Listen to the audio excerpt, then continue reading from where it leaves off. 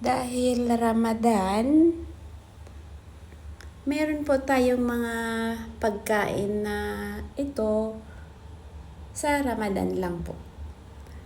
Kaya medyo marami. Ito may mga samosa, kung ano-ano. Maliit na samosa at malaki at saka yun. Tikman natin.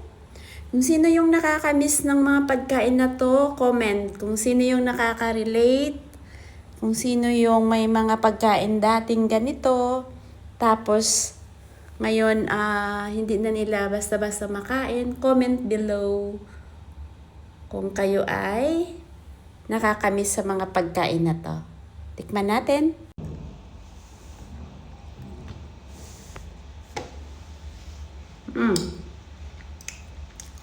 Samosa, ang laman niya cheese.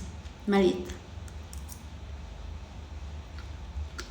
Tapos, tikman naman natin itong malaking samosa. Kung ano yung laman niya.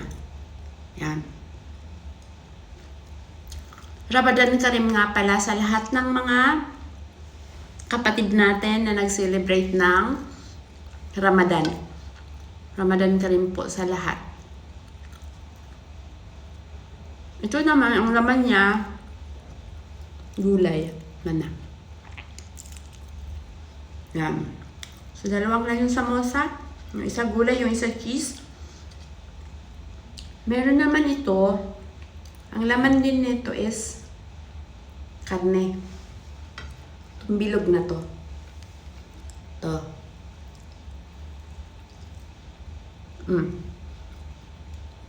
Ang laman niya binili.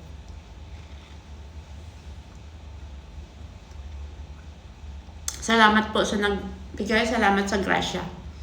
Tapos meron namang ito. Ang laman niya parang karne. Ganito naman yung style niya. Pero binalot din siya ng parang wrapper ng samosa. Tapos, marami to. Salamat sa grasya, Lord. Salamat po sa blessing. Meron naman siyang ito. May kasamang cheese. May karne din siguro sa loob. Tikman natin. Meron siyang karne sa loob. May giniling. Masarap din. Sa sarap ng pagkain ng Ramadan. Meron kasing awa ng Diyos, merong nagbibigay sa amin. So, ang laki ng pasalamat ko. Sinishare ko rin po ito sa mga kababayan natin pag may nakita kami sa security, mga nadaanan namin o kaya yung mga nagtatrabaho dyan sa baba, binibigyan po namin. Meron din po ito, hindi ko alam kung ano to. Tikman natin.